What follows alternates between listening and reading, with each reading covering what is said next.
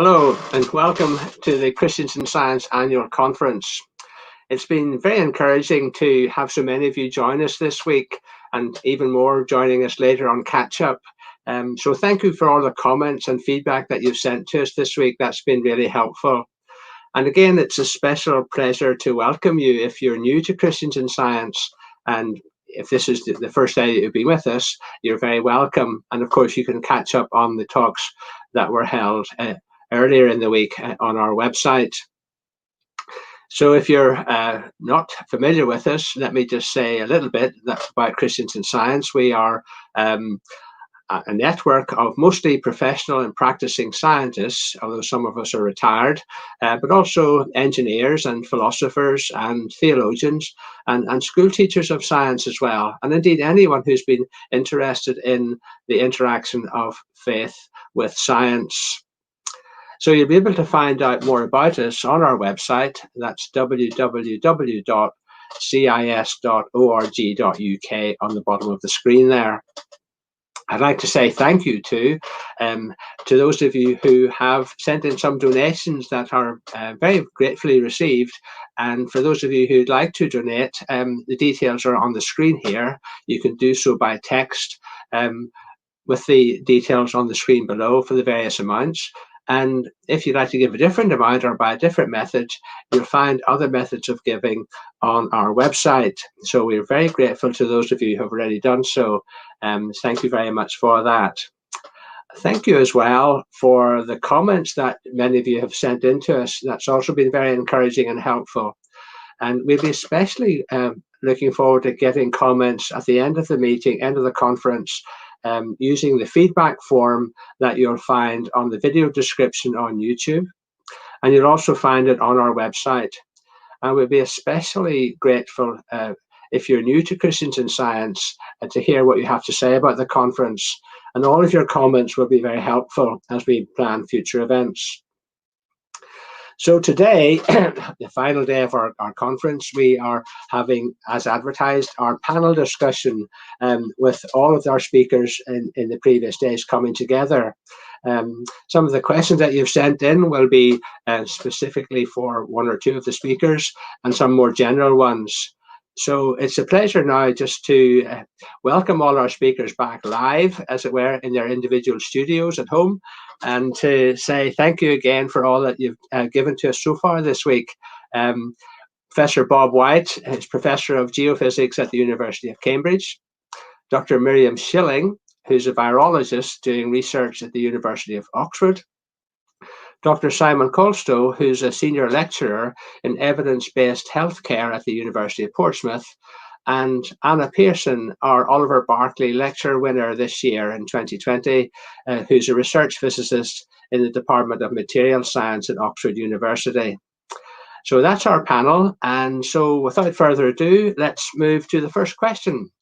And the question is, in recent decades, UK research funding has oscillated between A, supporting all subject areas, and B, supporting only defined themes that appear to be productive or profitable.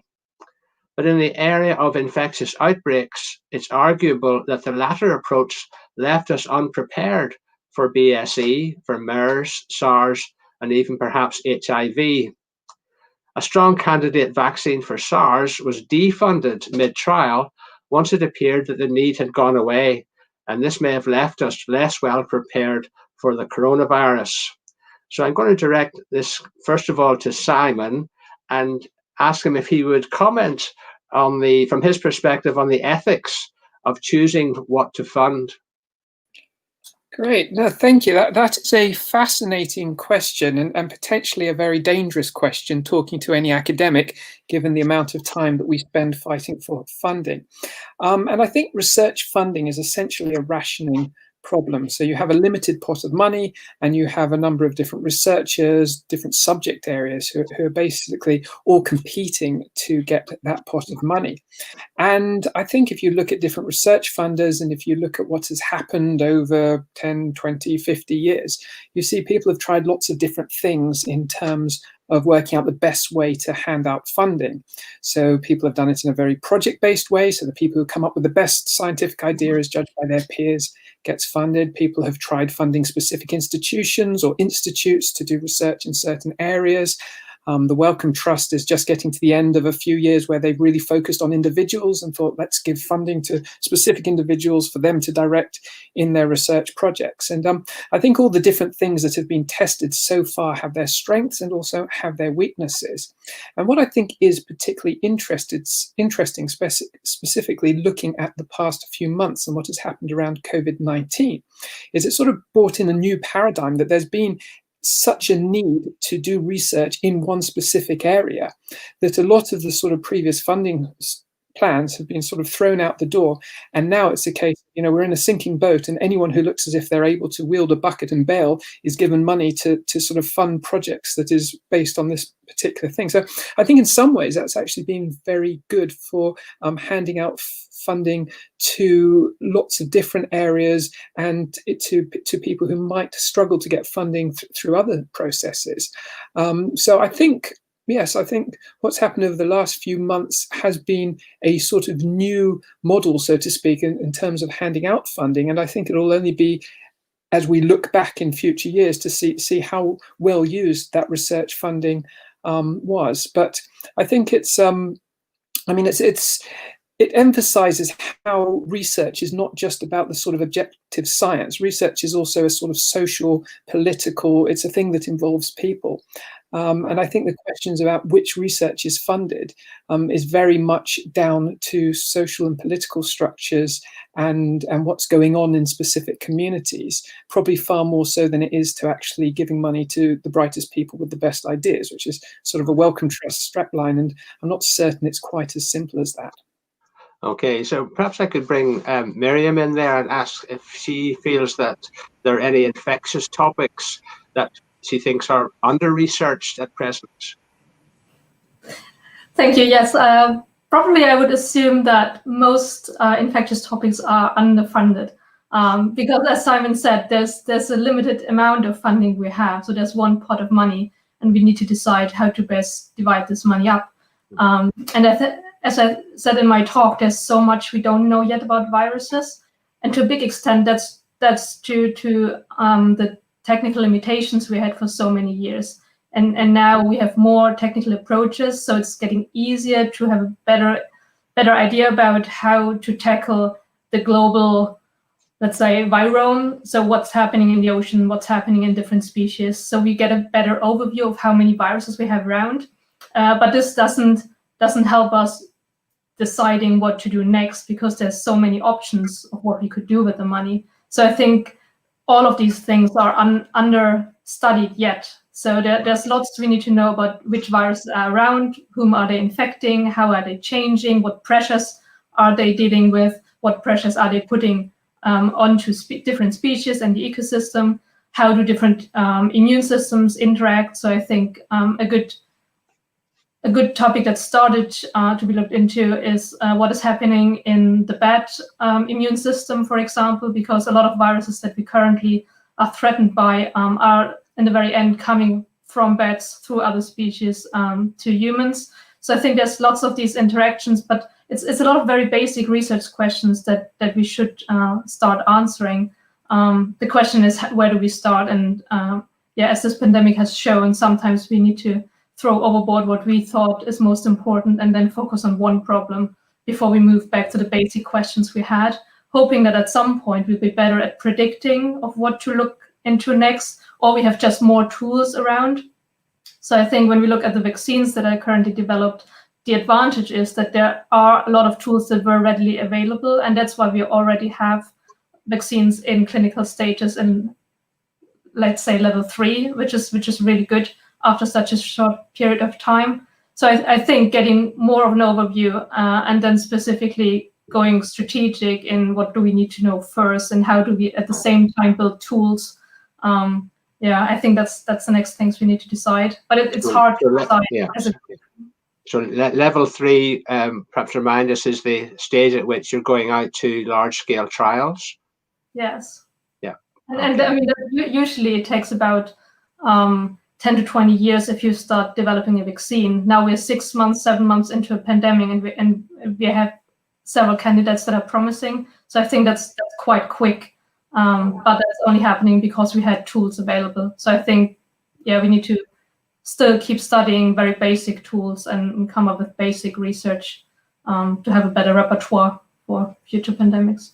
Well, just to be fair, I'm going to ask Professor White if he thinks that there are similar serious funding gaps in the area of geophysics. Yes, thank you. Let's just step back a bit, because until the last war, most science was done privately, usually by rich gentlemen and sometimes gentlewomen.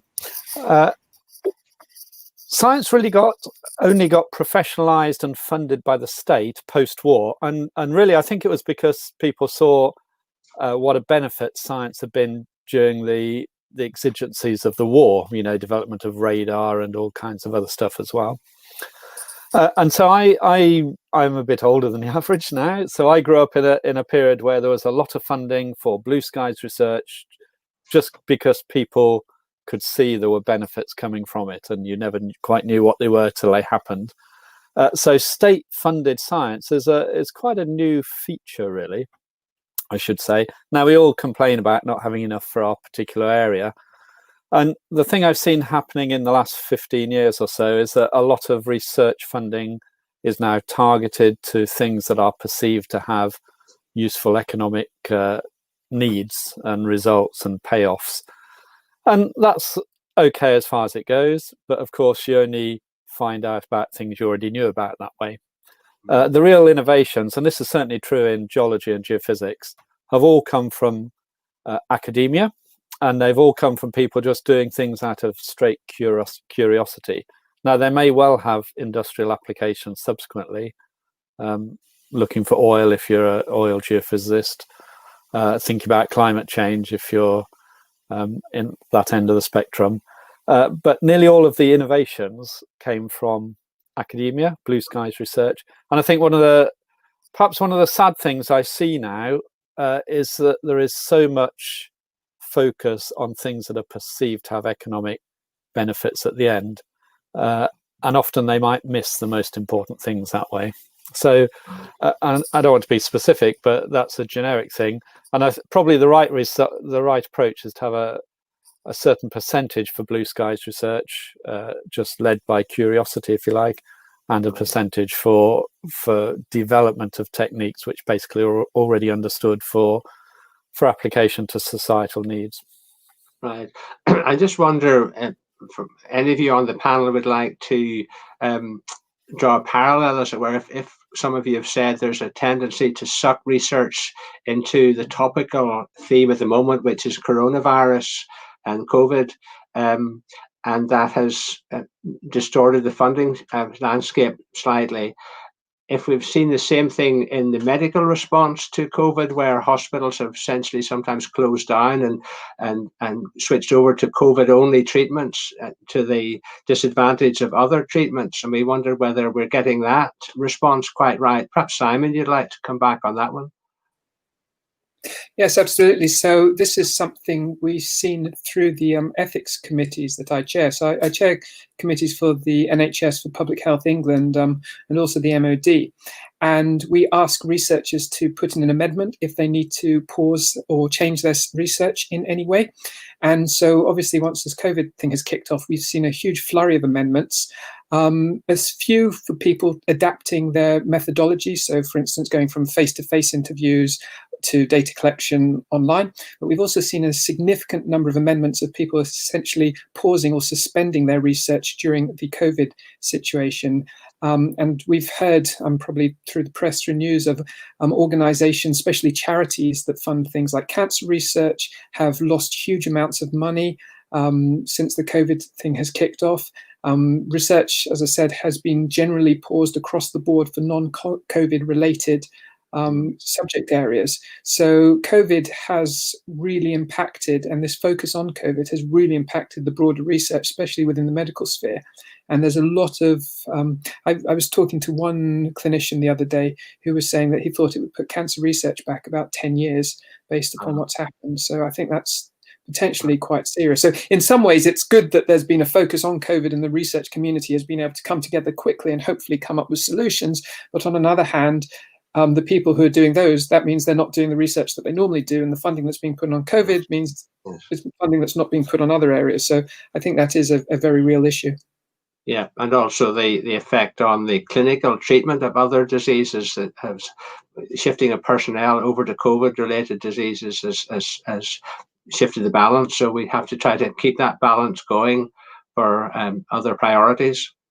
So let me come back to Professor White and ask him, Bob, if you would, going back to your talk earlier in the week, you said essentially that disasters and pandemics are essentially just the way the world is, and we make things worse by our sinfulness.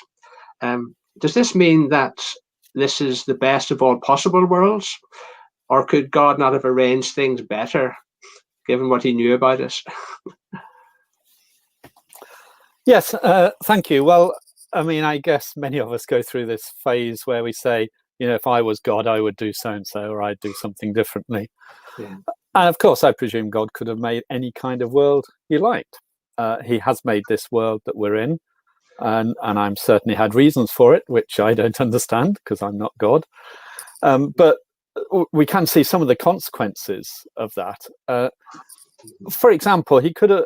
I watched my granddaughter play with Lego. She will spend an hour and a half with little Lego toys and little houses they live in, creating great sort of scenarios and narratives of this one goes here and this one goes there and that one fell over and that one mended it and so on. She's in complete control and they have a lovely life. And God could have made us like that, couldn't he? He could have made us puppets that did exactly what he wanted, and none of us ever got hurt or anything.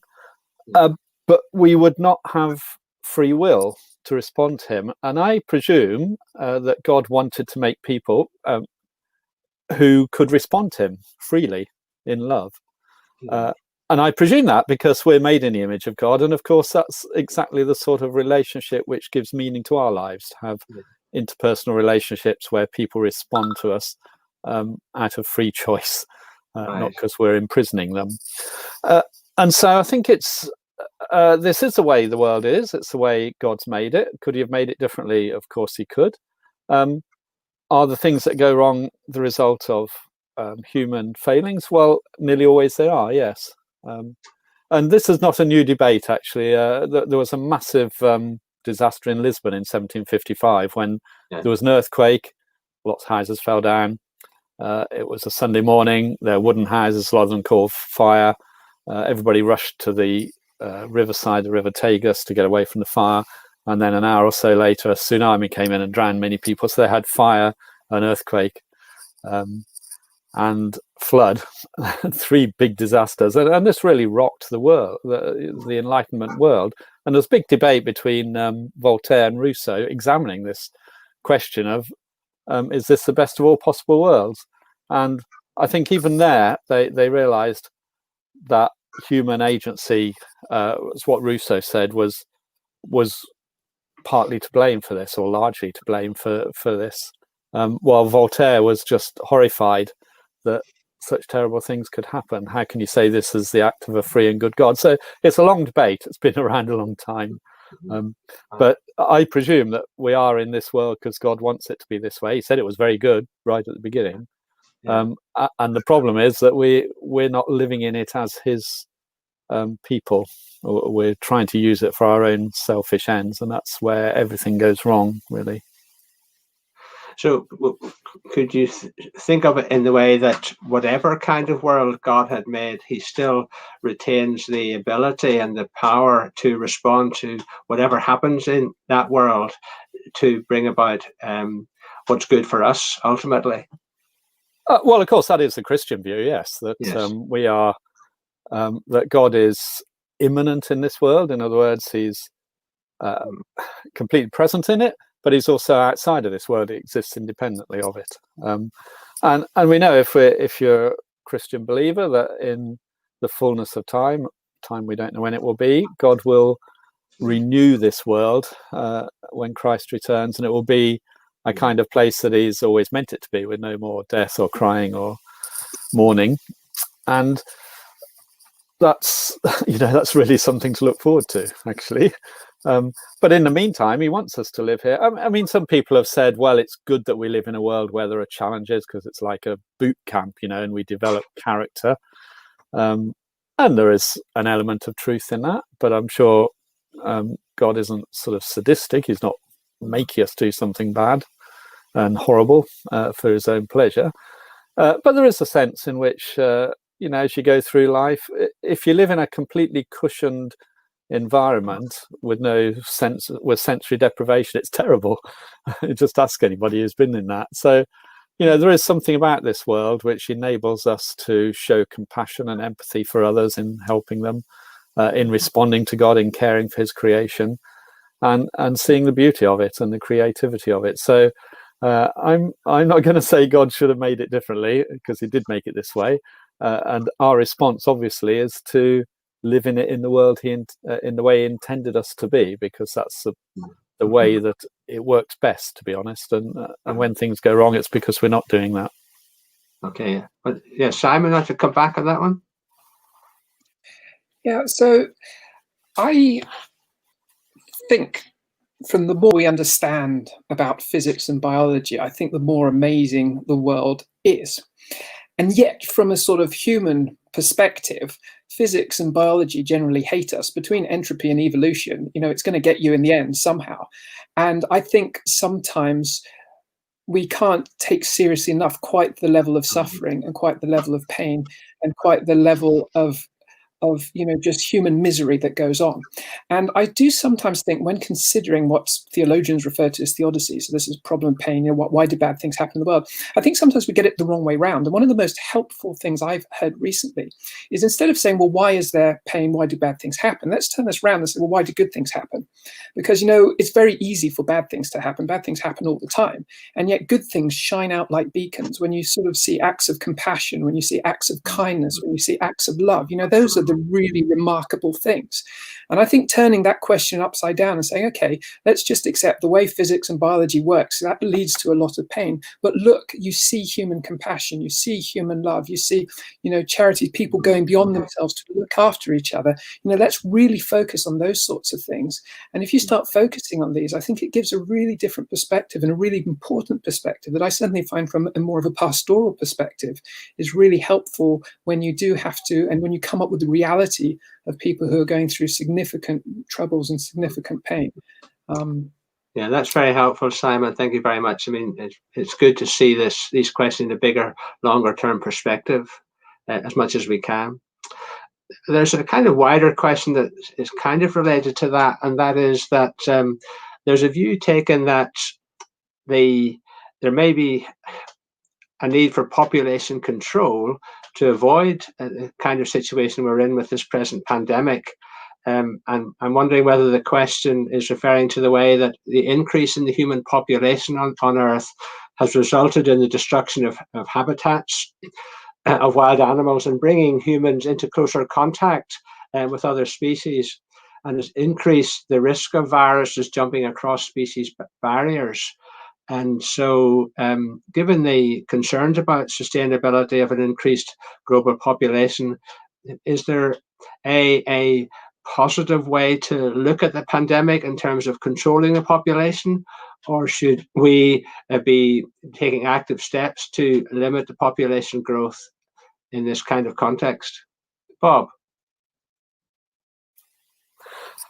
Thank you. Well, of course, it would be shocking to say that a pandemic is controlling population growth, and that's a good thing. That would be just awful, wouldn't it? But what is worth saying is that, yes, we are very crowded. It does put pressure on resources if we all want to live the lifestyles that we live in the high-income countries, because we're depriving others of living similar lifestyles because we're eating up resources. and we're using the resources of the world about a factor of 3 times higher than is sustainable. I mean, these things are pretty obvious, really. But it seems to me there is a very, very simple answer to the problem, if you like, of population growth, which is that if you provide better healthcare, if you provide education, particularly for women, and you empower women, the growth rate drops immediately. Most high-income countries have a lower growth rate of natural number of children they have, which would cause the population to decline anyway. Most of them are only sustained with increasing populations by immigration from low-income countries. And most women, I'm quite certain, do not want to have 15 children, which you might do in which you do in sub-Saharan Africa, because quite a few of them are likely to die. So things which are obvious Christian objectives, and many Christian agencies are doing this, better healthcare, for instance, in low-income countries, better education, they're sort of mainstays, aren't they, of much Christian missionary work and so on, and empowerment of women in particular. The problem solves itself, actually. So I think we should be striving for, rather than trying to tell people they should have fewer children or enforce them to have fewer children, as has happened in India and China, just doing things which are good anyway, healthcare, education, and so on, are going to help immensely with this particular issue. Right. Thank you, Bob. That's very helpful. Anyone else want to make a comment before we move on? I think that's a very helpful answer, Bob. I have a specific question here for Miriam, actually. The question is really asking if the host to a virus need to evolve to counteract the bad effects of a virus. Generally speaking, is the host species better off or worse off for having had this virus, bringing these otherwise unnecessary changes? And has this perhaps played a part in the increase in complexity, which eventually led to the evolution of humans? So what part has viruses played in our evolution? Yeah, I think that's a very interesting question, and of course not one where we could immediately show how viruses put pressure on us or on cells so that complex individuals like humans developed in the very end. But what I think is pretty clear is that viruses, as I've shown in my talk, do have several different ways in which they help develop complexity. And I think by forcing our immune system and other parts of the host machinery to adapt in a way, this host cell will develop complexity at some point. Genes will duplicate to have more sophisticated approaches to tackle a certain problem. There will be impacts that an integrated virus, for example, can have by adding new genetic novelty or by adding additional regulatory responses.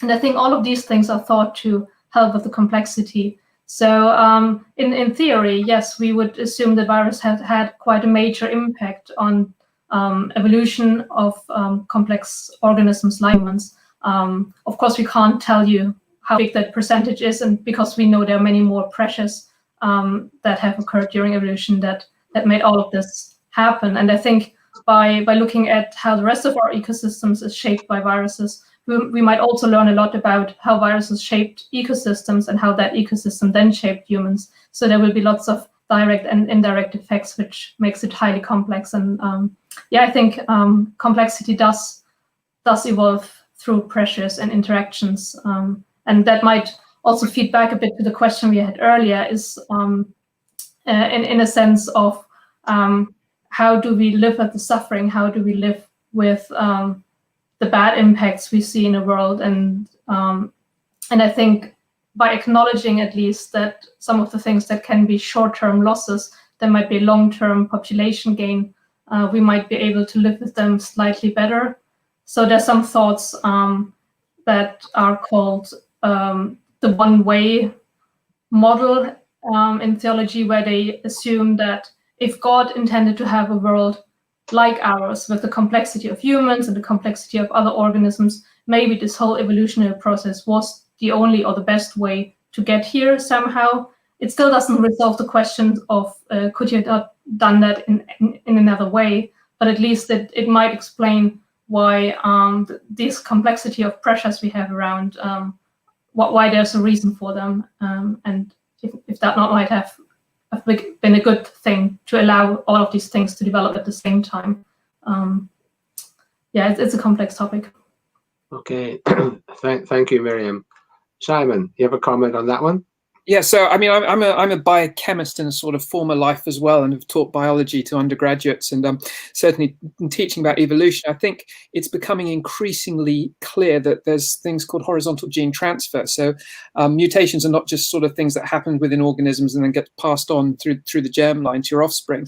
There's all sorts of odd things that happen with viruses and bacteria and various other ways that genes get mixed up and that mutations get introduced and changes get introduced in genomes in other ways. And I think viruses are actually a really, really important way. And if you look back at, there's certain gene families. I worked on a family of proteins called the pentraxins that have various different forms of them in different species. And there is evidence of transcription factors which sort of dictate which part of the gene then goes on to make the protein get turned on and off with viral insertions and things. So I do actually think viruses are being seen as an increasingly important aspect of helping certainly the genetic side of evolution work.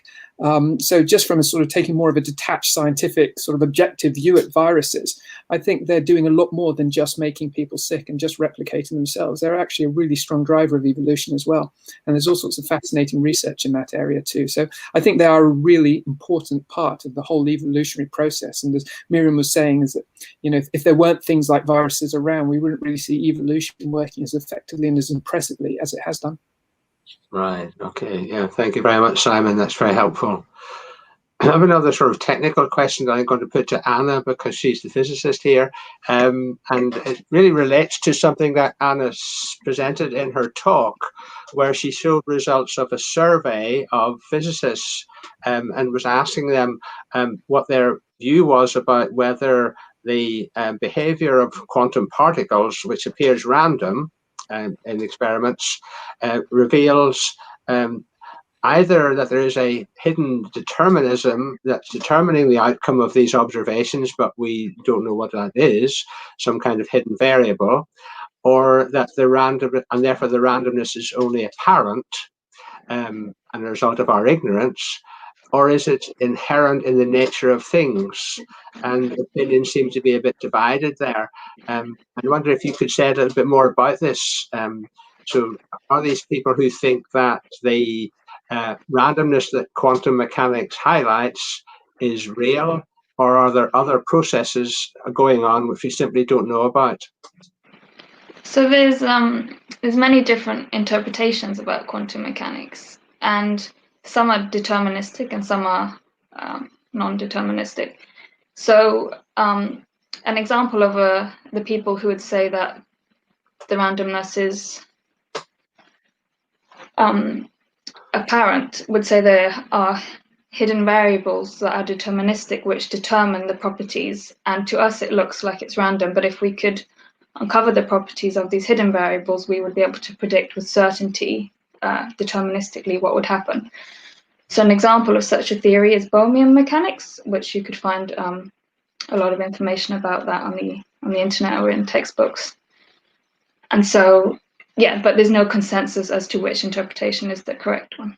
So that this was the idea put forward by David Bohm, that there was a kind of underlying order that we were unable to discern because of the inherent nature of our observations.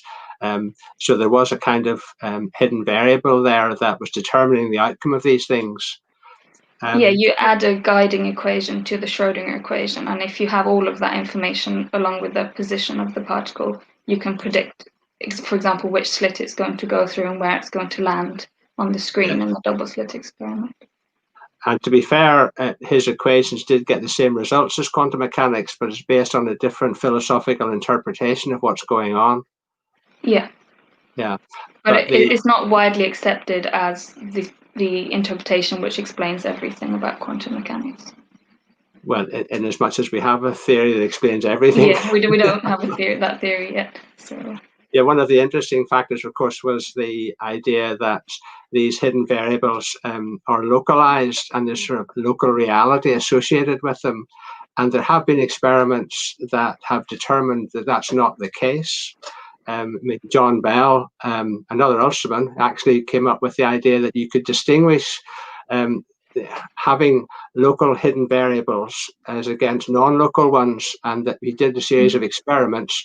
The statistics would come out differently if there were these hidden variables and if there weren't, and whether they were localized or not. And so the consensus is that quantum mechanics tells us the correct answer, that these things are non-local, which is really weird and counterintuitive. I do know there are people who still would take Bohmian mechanics to be a good interpretation. I don't know enough about it to give the resolution to what you just presented. Okay, so then there's lots of literature on the subject, so we can direct our readers elsewhere. Okay. Yeah, I'm not an expert on interpretations. Right. Okay. So, well, here's another one on interpretation that I'm going to throw open to the panel as well. But perhaps you could start us off, Anna. There is another interpretation of quantum mechanics, which is the many worlds interpretation. And briefly, this is the idea that Hugh Everett came up with, that when something happens with its different probabilities, in one universe it takes one path, in another universe it takes a different path, so that there are multiplying universes where different outcomes of an experiment happen, or indeed where you choose to marry somebody else, as it were, that all our choices take place somewhere in this infinite number of universes, so that whatever possibly happen does happen. So the question is, if that interpretation of quantum mechanics is right, and there are these multiple worlds that arise from this quantum behavior, what implications would that have for Christian theology, and especially for salvation? It's a very interesting question. I wonder what your thoughts would be on that. So I'll say from the outset, this is an interpretation which is taken very seriously, but it's not one that I would ascribe to. So I think that it leads to a number of problems when you start to think about human identity, free will, and salvation, as the question states. So I haven't thought too deeply about what the implications would be, because I think they are too big to be resolved. I think that would be my answer. The implications are very far-fetching for theology. They are, but I think it's actually, I'd be interested to hear what the other panelists think of this, because I know it's still a speculation, as many of these ideas are, but the question does raise the possibility that there exists another universe where we made a different decision or response to God. So in one universe we were saved, and another universe we're not. So perhaps the many worlds allows God to save everyone, whilst not violating justice and moral responsibility in any one universe. So in the end, love wins, as it were. But I think you get a more serious problem then, because you get a universe where Jesus died and one where he didn't die. And so one where you have salvation and one where you don't have salvation. And I think that's incompatible with the gospel. That's an interesting point. Or he may have died in a different way. Perhaps Simon has a comment on that one. So yeah, I mean, jumping in with more of a philosophical hat here, I do think it's a bit of a category error to try and derive theology from science, or vice versa. And I do get very frustrated when you see research papers where someone goes through the latest scientific idea and then uses that to justify their particular brand of theology.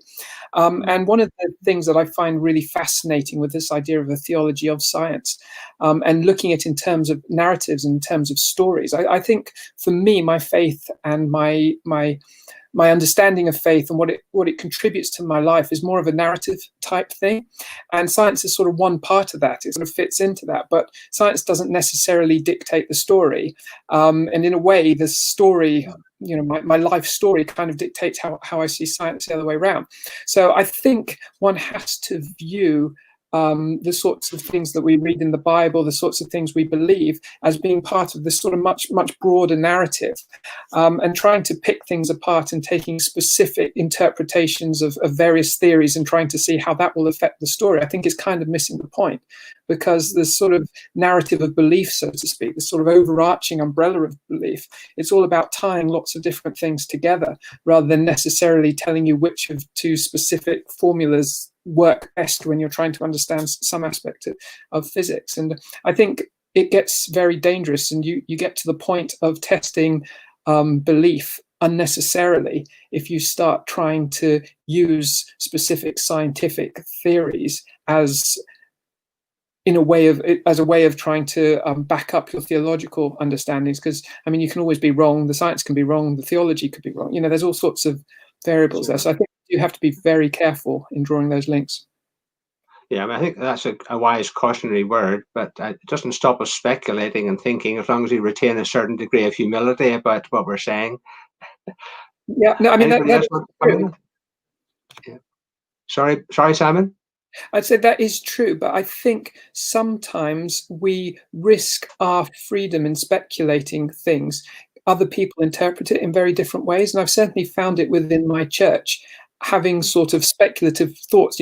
What if Jesus didn't die in another parallel dimension? And that can be an interesting thing for people who are physicists and philosophers to debate. But sometimes when you're actually in a church pastoral type situation, that can cause an awful lot of confusion and a lot of upset for people. And so I think it's just important to remember what it is these different things are, and that there are different categories here. So sure. I've certainly got myself in a lot of trouble in the past speculating about things that probably in hindsight it wasn't wise to be speculating with that particular audience. Okay, thank you, Simon. Okay. Any other comments while we are on that subject? No. Well, let's just pick up with Simon again. Another question, really, and I'm going to ask the panel to come back on it as well, that our response to the virus needs to be collective. But we are a very individualistic society, which is why we see so many of the simple rules to control the virus being bent or broken throughout the lockdown. And the question is, do you see a role for the church in building a more collective-orientated society where we look out more for each other? And so how can the church best effect such a change both within and beyond its own walls and communities? I've done a lot of talking already. Do the others want to start first, and then I can maybe come in after they've shared their thoughts? Okay. Bob. Thanks. Yes, for some years, one of the things that's concerned me about the Christian scene in Britain is the focus on individualism, which we've just picked up from our society around us. And actually, the evangelical end of the spectrum, which I belong to, has a very strong focus, doesn't it, on individual response, individual salvation. It's really important for you as a person. Now, that may be true, but we really have missed out this perspective of community response, which you see there in the New Testament. Whole families responded. Churches cared for each other, had collections. Some of the first collections for famine relief were done by the Christian church. The first hospitals in the world ever were founded basically by Christians who saw it as part of their outreach to others. So I think it's a really good question that actually we might reclaim some of that community strength, which is there in the Christian gospel. It's there in the New Testament right through it. And I mean, hopefully the response of churches might actually amplify this in the perspective of others looking in on what the churches are doing.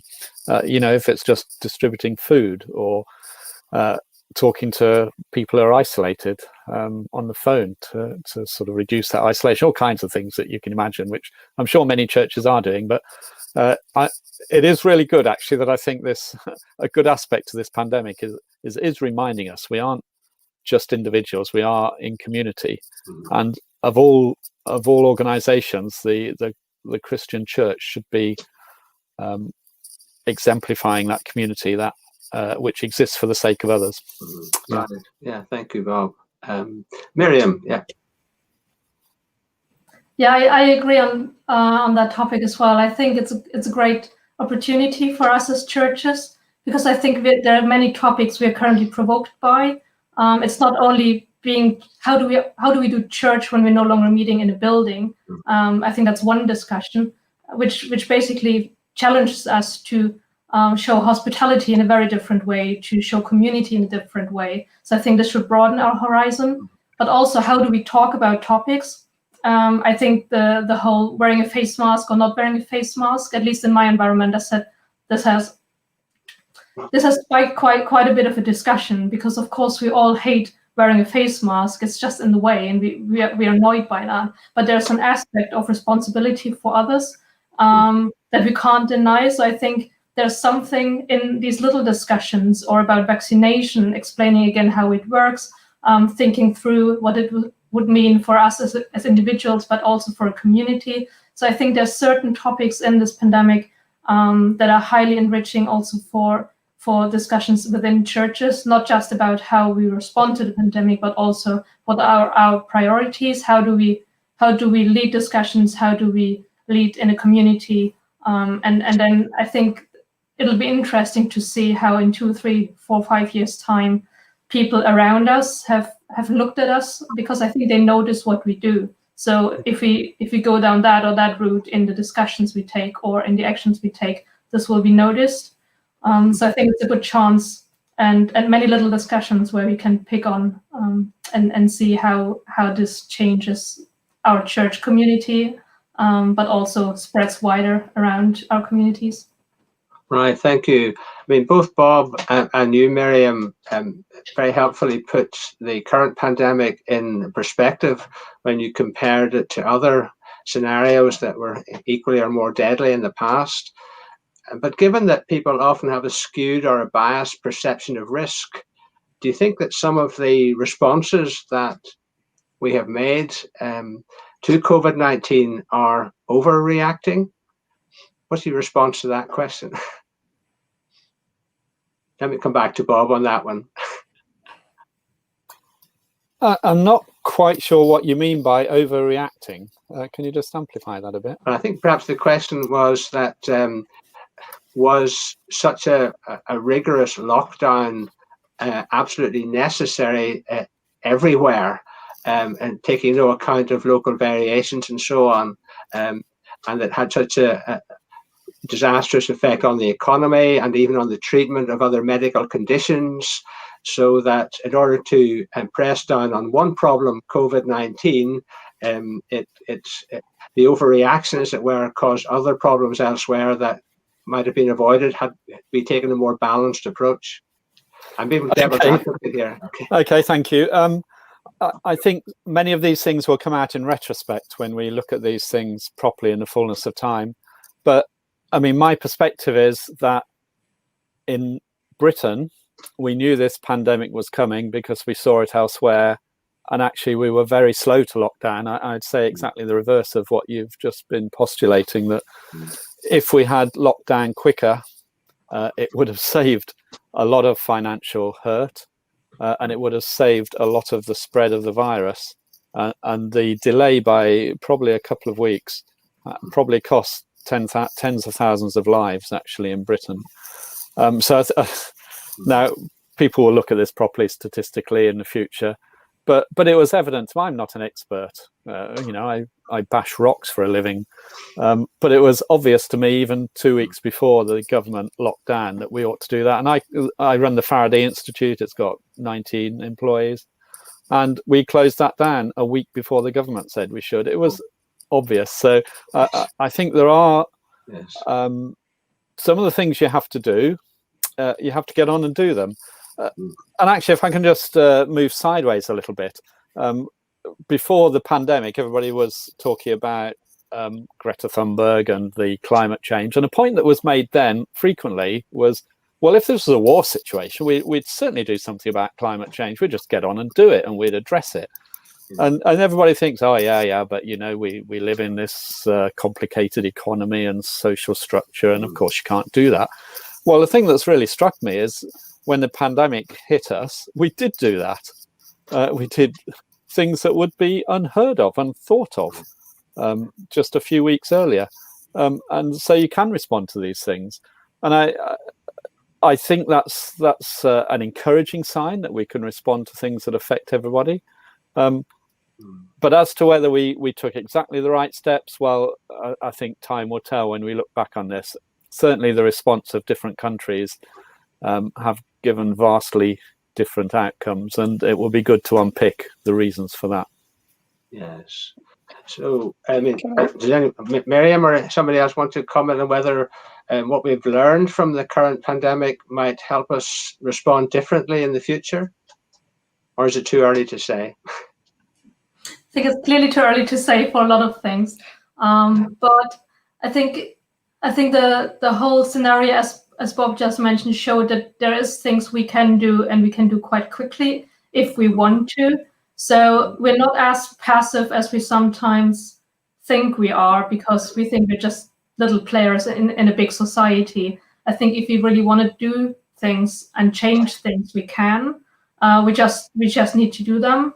I think that's one thing we can already learn. There's a second thing I thought, maybe also in relationship to the question about the role of the church and how the pandemic might influence how we think as individuals. And that is, I think, that there's a certain individual responsibility we have, and sometimes we forget about this in the society we live in. And maybe that also refers back to the question, was the lockdown an overreaction, or was it not? And I think, and I usually think about Dietrich Bonhoeffer. He's one of my favorite theologians, who had to discuss very difficult ethical decisions, and the question often is, there might be two outcomes that are harmful in different ways, and the question is, which one can I live with? What's more, in a way that I feel that's what I have to do, and then you can take responsibility for that. Knowing that in the worst case scenario, locking down harms economy, but not locking down costs lives. And of course, harming economy means there will be people losing their jobs. So there's no right or wrong decision in that sense, but you need to set priorities in a way.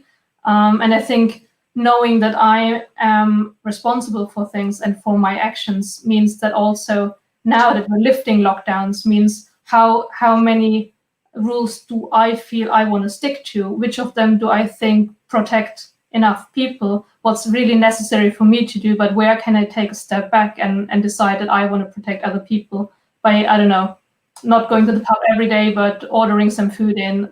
There are these little things, and I think having a spotlight on, that's my responsibility to actually think these things through. The same with climate change. Which sacrifices can I take that might have an impact, and not relying on someone telling me that's what the country is now going to do. So I think there are certain things that we had to think through, and that we currently have to think through, that we benefit from in the way we think and take actions. Thank you, Miriam. Simon, final comment on this one. I think as Bob and Miriam rightly say, the analysis is going to be done over future years, and there will be hopefully time to look back and see which countries did it well, which did it work. And the fact is that whatever happened, it was always going to be a little bit of a mess given what's happened. And I think even if, other decisions were taken at certain points, then there'd be other things that there's always going to be criticism about these sorts of things. But I think one thing that is really key from all this is it wasn't as if this pandemic was a surprise. If you look on the sort of risk factors that national governments are presented with, what's the biggest national risk? Pandemics have been right up the top of that for many years. Now, granted, people have been talking about influenza and other sorts of viruses. It wasn't coronavirus per se, but there has been an awful lot of evidence and an awful lot of indications that something like this was coming. And yet time and again, because of short-termism within politics, people haven't taken this serious enough until something like coronavirus hits, and wham, it sort of really affects everything.